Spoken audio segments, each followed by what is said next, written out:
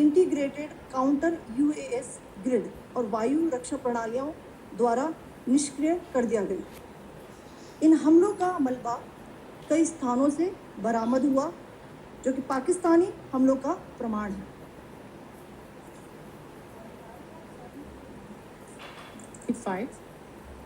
Pakistan attempted to engage a number of military targets in northern and western India using drones and missiles.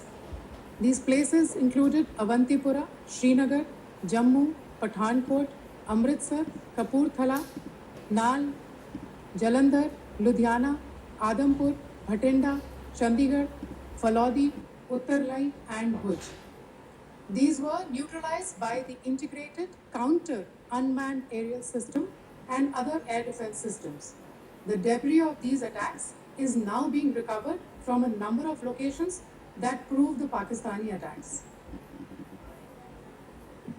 आज सुबह भारतीय सशस्त्र बलों ने पाकिस्तान के कई स्थानों पर वायु रक्षा रडार और प्रणालियों को निशाना बनाया। भारत की प्रतिक्रिया समान क्षेत्र में समान तीव्रता के साथ की गई।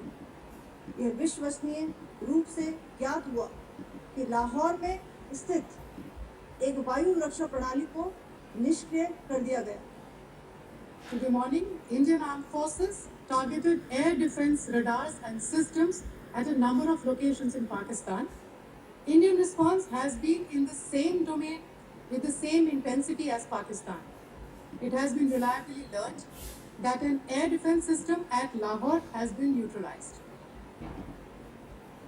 पाकिस्तान ने नियंत्रण रेखा पर आक्रमण गोलीबारी की तीव्रता बढ़ा दी है, जिसमें कुपवाड़ा, बारामूला, उरी, पुंछ, मेंढर और राजौरी क्षेत्रों में मोर्टार और भारी तोपखाने का इस्तेमाल किया जा रहा है। Pakistan has increased the intensity of its unprovoked firing across the line of control using mortar and heavy caliber artilleries in areas in Kupwara, Baramulla, Uri, Poonch, Mendhar and Rajouri sectors in Jammu and Kashmir. 16 innocent lives have been lost, including 3 women and 5 children, due to the Pakistani firing. Here too, India was compelled to respond to bring mortar and artillery fire from Pakistan to a halt.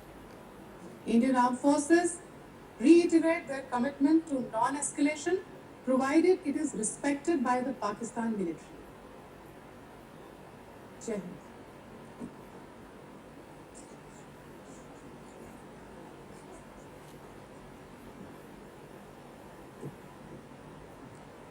Thank you. Friends, this is, as I said, further to the briefing that was provided yesterday and some. Colonel Qureshi and Wing Commander Singh. I thought that we would just put some of the aspects related to the events that started on 22nd April with the barbaric terror attack in Pahalgam into further context, because there is a certain amount of commentary that has happened with regard to the events since then. And more than the commentary, there has been a lot of disinformation that has been directed at us from across the border. So a few things that I would like you to keep in mind. First of all, there is mention on all sides of escalation. I think the first point that you have to keep in mind is the attack of 22nd April in Pahalgam is the original escalation. ये जो सिलसिला है जो हम देख रहे हैं आज की घटनाओं को लेके, ये 22 अप्रैल के पहलगाम के हमले से शुरू हुआ है। एस्केलेशन वहां पे हुआ है और उस एस्केलेशन का जवाब भारतीय सेना ने, भारतीय फौज ने कल अपने एक्शन से दिया है। Secondly, I want to invite your attention to the involvement of the group calling itself the Resistance Front in these attacks. I pointed this out yesterday that this is a group that is a known front for the well-known Pakistan-based terrorist organization, Lashkar-e-Taiba. The group has been reported earlier. I mentioned to you about the Indian authorities providing information to the UN 1267 Sanctions Monitoring Committee. In fact, we are going to be meeting with the team again very soon, and we will be providing an update to the information that we have provided earlier. But what is interesting, दिलचस्प बात यह है कि संयुक्त राष्ट्र की सुरक्षा समिति में जब पहलगाम के हमले को लेके एक प्रेस वक्तव्य जारी करने की बात चल रही थी, तो आप सोचिए किस देश ने टीआरएफ का, द रेजिस्टेंस फ्रंट का उसमें मेंशन किया जाना, उसको अपोज किया, पाकिस्तान ने.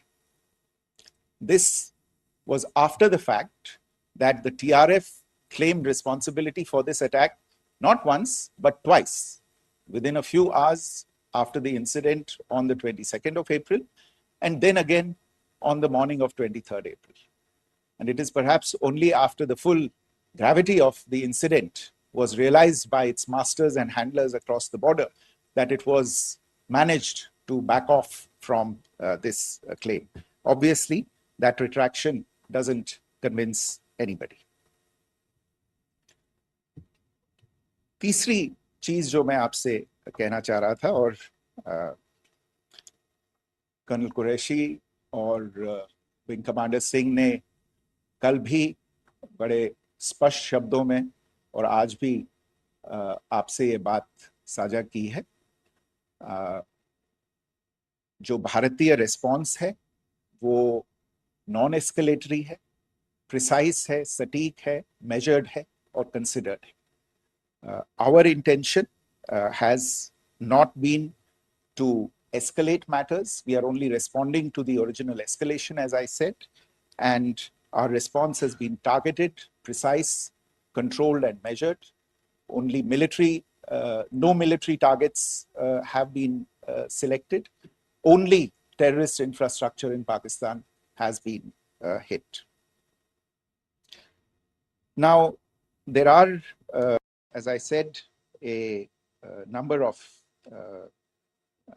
issues that have been raised in commentaries, and there's a lot of, as I said, unfounded disinformation and fabrication that has come from across the border. And I would just like to use this opportunity to set the record straight on some of these issues. The first of these is Pakistan trying to wash its hands off any and all involvement with terrorism. I think the Pakistani information minister said there are no terrorists in Pakistan. And I think he was challenged on that in the television program that he was appearing on. But even if I partially repeat myself from yesterday, I think Pakistan's reputation as the epicenter of global terrorism is rooted in a number of instances where concrete evidence is available, not just to India, but to governments and authorities and agencies around the world. There are several terrorist attacks around the world where Pakistani fingerprints have been found. I don't need to belabor the point with regard to this audience about where Osama bin Laden was found and who called him a martyr. Pakistan has also for decades pursued cross-border terrorism into India with impunity. And as I said yesterday also, in order to deliberately mislead the international community, they claimed that the terrorist Sajid Mir was dead. They came under pressure, and Sajid Mir was then brought back to life, arrested, and is now apparently in Pakistani custody. Pakistan is also home to a very large number of UN proscribed as well as UN proscribed terrorists, as well as terrorists proscribed by a number of other governments in the world, including, of course, the Lashkar-e-Taiba and the Jaish-e-Mohammed, as well as their leaders, Masood Azhar and Hafiz Mohammed Saeed. आपने देखा होगा हाल ही में पिछले ही कुछ दिनों में पाकिस्तान के रक्षा मंत्री और उनके पूर्व विदेश मंत्री दोनों ने इस बात को माना है कि पाकिस्तान का ऐसे ग्रुप्स के साथ जो रिश्ता है वो क्या रहा है. Both the defense minister and the former foreign minister of Pakistan, I think they've done a more eloquent job of this than I could ever do in terms of describing their country's implication in international terrorism and their involvement in housing these kinds of groups. दूसरा जो विषय है वो है पाकिस्तान का जो एक दावा है कि एक इंटरनेशनल impartial investigation होना चाहिए, एक joint investigative committee होनी चाहिए. These calls for jointly investigating this heinous and barbaric attack in Pahalgam. Again, I think you know the history well on this. You know the track record well, and it is not a bright track record insofar as Pakistan is concerned. In fact, in the pursuit of justice for the victims of multiple terrorist attacks, whether it be Mumbai in 2008, in Pathankot in 2016, or many others. But in particular for these two attacks, India had offered to cooperate. India provided forensic evidence and urged Pakistan to bring the perpetrators of these attacks to justice. We, in particular with regard to the Mumbai attacks of 2008, where a Pakistani Lashkar-e-Taiba terrorist was captured alive, India provided extensive information and evidence related to the involvement of Pakistani terrorists in this attack. Cases were registered, but you are all aware that these cases have not progressed, despite the formation of judicial teams, etc. And Pakistan has consistently stonewalled all efforts to move the investigation along. In fact, with regard to the Pathankot attack as well, a joint investigative team was formed. We gave access, unprecedented access, I should say, to Pakistani team to the site of the attack. Details of call records data and DNA, etc., were shared with Pakistan.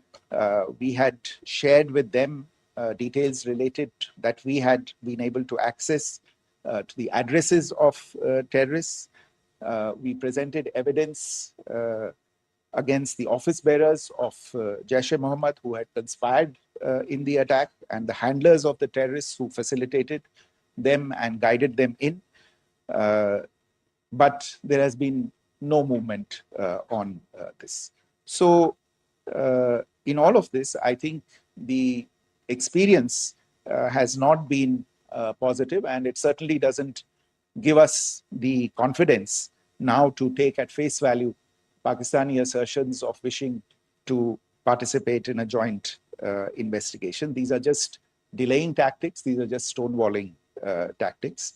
And in fact, there is reason to believe that Pakistan uses the evidence that we provide only to cover its tracks and, in fact, defend the terrorists who we are looking for and obstruct the path of investigation. A third point that I wanted to address was the claim that only civilians were killed in the strikes on the 7th of May. We have made the point very clearly that all attacks on the morning of 7th May were against carefully selected terrorist infrastructure, terrorist targets. It is not clear to us, in fact, seeing some of the coverage of the after effects of these strikes, including the funerals for the terrorists that are held yesterday. I think a lot of you have seen the reports and the coverage on media. If only civilians, if any civilians were killed in these attacks, I wonder what message this picture actually sends to all of you. This is a question that is worth asking. It's also odd that the funerals of civilians are carried out with the coffins being draped in Pakistani flags and state honors being accorded. As far as we are concerned, the individuals eliminated at these facilities were terrorists. Giving terrorist state funerals may be a practice in Pakistan. Doesn't seem to make much sense to us. Pakistan has also claimed that India deliberately attacked religious sites. This is completely false again. I have made it clear that the targets were terrorist infrastructure, terrorist facilities, and locations connected clearly with incidents of cross-border terrorism into India. And it is in fact Pakistan that is misusing religious sites as a cover to in fact radicalize, direct and indoctrinate and train terrorists.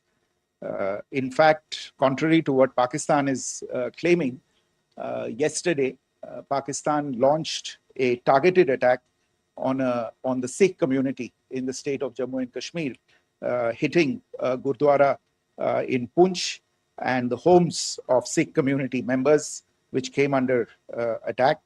And we know that at least 3 individuals were killed in that particular attack. Pakistan is also making attempts to, in fact, just to add to this point, the retaliatory action that Pakistan has taken, in fact, is impacting civilians. I showed you the picture of the Gurdwara and the Sikh community members who were killed in this. There are other civilians also who've been killed and injured in these attacks. In fact, since yesterday morning, a total of 16 civilians have been killed and 59 others have been injured in the attacks by Pakistan. Not only this, Pakistan is also making attempts as part of its disinformation campaign to paint our action with regard to cross-border terrorism through the communal angle. If that is the issue, then I think I can do no better than to cite or point you in the direction of the Pakistan Army Chief's speech of 16 April 2025. I think that is the last word in communal rhetoric. And in the Pahalgam attack itself, you are aware of the kind of religious profiling that was done there. And perhaps there is a linkage between these two events. I can only say that these nefarious designs will not be allowed to succeed in India. And it is to be noted that people from all faiths, all religions, all regions in India have unequivocally, not just in India, but around the world, have condemned these attacks. The Pakistani claims of now responding to India's strikes of the 7th of May. As I said right at the outset, it is India which is responding. The original escalation was by Pakistan on the 22nd of April. We are the ones who are responding to that escalation with the action that was taken yesterday morning. And again, I would like to emphasize that the action was restrained. It was directed towards non-civilian, non-military targets and confined to terrorist camps. And again, as we have been saying since yesterday, any further action by Pakistan, some of which we are seeing today, is nothing but escalation by Pakistan now, once again, and will be responded to and is being responded to appropriately. One point that I wanted to also address was the allegations to the targeting of a dam, the Neelam Jhelum project in Pakistan-occupied Kashmir. I want to say that this is an absolute and complete fabrication and a blatant lie. India has targeted only and only terrorist infrastructure, and the details of that terrorist infrastructure, together with the locations, were shared with you yesterday by Colonel Qureshi and Wing Commander Singh. I should note that if this kind of a claim is a pretext for targeting Indian infrastructure of a similar nature, Pakistan will be entirely responsible for the consequences that will undoubtedly follow. Finally, I want to address the some issues that have been raised related to the Indus Waters Treaty and the disinformation that has been raised in regard to that as well. The fact is that there have been fundamental changes in the circumstances in which the Indus Waters Treaty was concluded, and they call for a reassessment of the obligations under the treaty. Over the last year and a half to 2 years, India has been in communication with the government of Pakistan.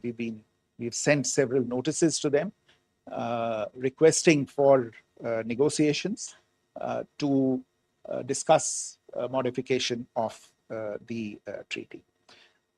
India has for 6+ decades now honored the treaty, even during periods when Pakistan imposed multiple wars on us, and even when relations were adversarial.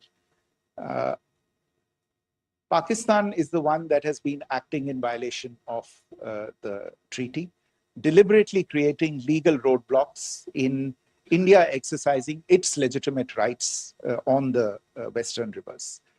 Any projects that India sought to build on the eastern rivers, and even on the western rivers, which we are allowed to by the treaty, were always challenged by Pakistan, thereby hampering our rights to utilize our legitimate waters under the treaty. In fact, if you see, the preamble of the treaty itself states that the treaty was concluded in a spirit of goodwill and friendship. Mark those words, concluded in a spirit of goodwill and friendship. ये भारत का धैर्य और भारत की सहनशीलता है जो 65 साल से हम इतनी प्रोवोकेशन के बावजूद इस ट्रीटी को निभा रहे हैं. However, as has been made clear earlier as well, Pakistan has not responded to our requests to enter into negotiations for a reassessment of the obligations under the treaty. A number of conditions have changed. This is a treaty that was based on the engineering techniques of the 50s and the 60s. We are living through the first quarter of the 21st century. Technological changes and technological advancements have to be taken into account. There are demographic changes. There are climate changes that have taken place. There is the imperative of clean energy. And of course, the terrorism that Pakistan has wreaked in the state of Jammu and Kashmir itself has hampered India's ability to exercise its rights under the treaty. Pakistan's persistent refusal to respond to our request to enter into government-to-government negotiations on the modification of the treaty is, in a sense, itself a violation of the treaty. And therefore, India has taken the step of putting the treaty in abeyance until Pakistan abjures irrevocably its support for cross-border terrorism. Maybe I'll stop there. I mentioned earlier yesterday as well that this is an evolving situation. I would therefore ask all of you to be considerate and restrained. It will not be possible for us or my colleagues from the armed forces to share operational details at this point in time. Beyond that, if you have any questions, may I have time for only a few, and I'll try to answer those questions. Okay, I give the floor to Rishabh.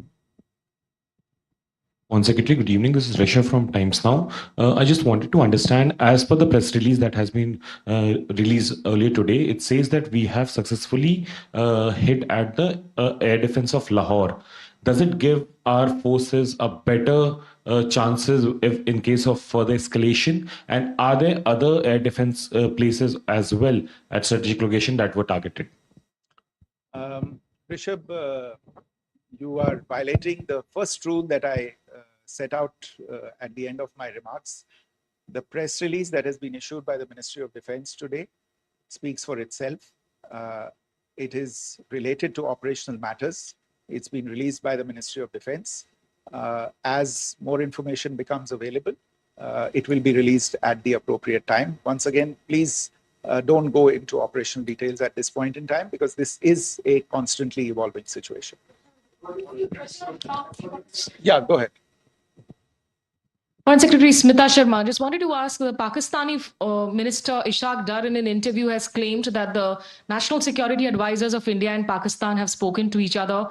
If you could confirm or deny, and is complete severance of diplomatic ties with Pakistan also on the table? I have no information with regard to contacts between the two national security advisors. Insofar as diplomatic relations are concerned, you've seen the steps that were announced in response to the following the meeting of the Cabinet Committee on Security on the 23rd of April. There are no further steps that are under consideration at this moment in time. Here, go ahead. Foreign secretary, मेरा नाम मनीष है, मैं TV9 Bharatvarsh से हूं, और आपने खुद ही बताया कि कितना मिस इन्फॉर्मेशन क्रॉस बॉर्डर से आ रहा है, बल्कि ऐसा लग रहा है जैसे पाकिस्तान के प्राइम मिनिस्टर और डिफेंस मिनिस्टर तक भी प्रोपेगेंडा करने में मिस इन्फॉर्मेशन में आ गए हैं। वो कई बार तो ये तक दावा करते हैं कि हम 3 राफेल हमने गिरा दिया, इतने हमने मिग गिरा दिए, और जब उनसे पूछा जाता है तो वो कहते हैं कि सोशल मीडिया में हमने ये सब चीज़ें देखी थी। तो अगर आधिकारिक तौर पर अगर आप कुछ कह सकें इस पर, ताकि उन्हें भी समझ में आए कि इस तरह के प्रोपेगेंडा नहीं चलने वाला है। देखिए, जब सही समय होगा तो आधिकारिक तौर पे इसके बारे में सूचना दी जाएगी, लेकिन जो आपका प्रश्न है कि प्रधानमंत्री और उप प्रधानमंत्री और विदेश मंत्री, उनके रक्षा मंत्री इस तरह की बातें कर रहे हैं, तो इसमें अचरज की कोई बात नहीं है। आखिरकार ये एक देश है जिसने अपना इसका जन्म लेते ही झूठ शुरू हो गया था। 1947 में जब पाकिस्तानी फौज ने जम्मू कश्मीर पे दावा बोला, तो उन्होंने किसी ऐसे वैसे व्यक्ति से नहीं, संयुक्त राष्ट्र से झूठ बोला कि हमारा कोई लेना देना नहीं है इससे। ये लोग जो गए हैं वो तो कबायली हैं। वो तो जब हमारी फौज वहां पे पहुंची और यूएन के लोग, संयुक्त राष्ट्र के लोग खुद वहां पे पहुंचे, उन्होंने देखा कि वहां तो पाकिस्तानी फौज घुसपैठ करके आ गई है। उसके बाद पाकिस्तान को मुंह की देखनी पड़ी और उनको मानना पड़ा कि हाँ, उनकी फौज वहां पे कुछ समय से पड़ी हुई है। तो ये जो यात्रा है एक तरह से 75 साल पहले शुरू हो चुकी है। तो I am not surprise that this kind of disinformation is being indulged in. Yeah. Siddhant. So Siddhant from Beyond. Sir, we have seen a lot of negative comments coming from the Pakistani military of escalation. If tomorrow there is an escalation, there are strikes, we know one attempt has been thwarted, what will be the Indian response to those attempts of creating more escalation? Because it is looking like it's going towards more escalation. And my second question is, are any other world powers, essentially the P5 countries, the West Asian countries, reaching out to de-escalate the current situation? Look, on escalation, we've already made our stance clear. I mean, there are two basic points. First of all, it is Pakistan that escalated on the 22nd of April. We are only responding to that escalation. And then what we have said yesterday and what my colleagues have said today, that now if there is an attempt at further escalation by Pakistan, it will be responded to in an appropriate domain. And therefore, the choice is entirely that of Pakistan to make. As to your second question, I don't think I can do better than to point you in the direction of the statements that are being made from practically every chancellery in the world and the sentiment that they are carrying. That sentiment essentially and for the major portion is support for the government of India in the context of the condemnation of the terrorist attack in Pahalgam on the 22nd of April. There is wide recognition of the government of India's right to respond to these attacks in self-defense, and of course, a desire to ensure that there is not further escalation. I think these statements speak for themselves. Yeah. Sir, this is Mausami from India Today. Now, in the all-party meeting, we have learned that the defense minister has said that, you know, in the Operation Sindoor, almost 100 terrorists were killed. Would we have any details about what is the number like, and also about if there were any big faces, masterminds, terrorist masterminds who were in fact killed? There is also a report that Masood Azhar's family's 10 members have been killed, and Rauf Asghar, who was actually the mastermind of Pulwama, he's also been badly, severely injured. I don't have information at this point in time to share with you on these issues. But as I said, I think, you know, there is so much information out there on television, in the news media, in social media, that it sometimes looks like a long time has passed since this. Please understand that slightly over 36 hours only have passed since this operation was undertaken. Let us have some patience. Information will come out. It will be shared in due time. Shruti. Thank you, Foreign Secretary. Shruti Ranjan from Bloomberg. Sir, could you give us any understanding whether India has moved the IMF or the World Bank to kind of, you know, sensitize them about the the bailout that Pakistan has, and, you know, the kind of stuff that the Pakistan government is doing? Look, we have an executive director at the IMF. Tomorrow there is a meeting of the board of the IMF, and I'm sure that our executive director will put forward India's position. The decisions of the board are a different matter. You know the process through which they are made.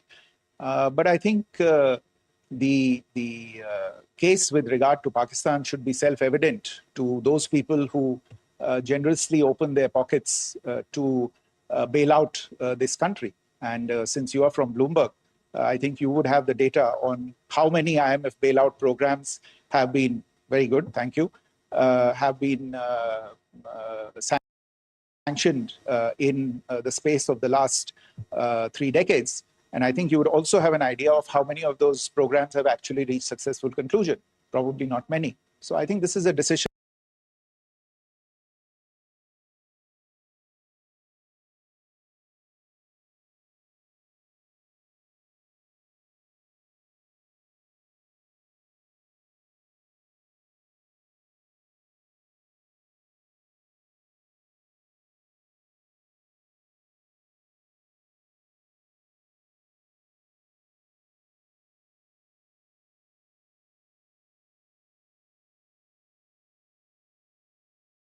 The other side.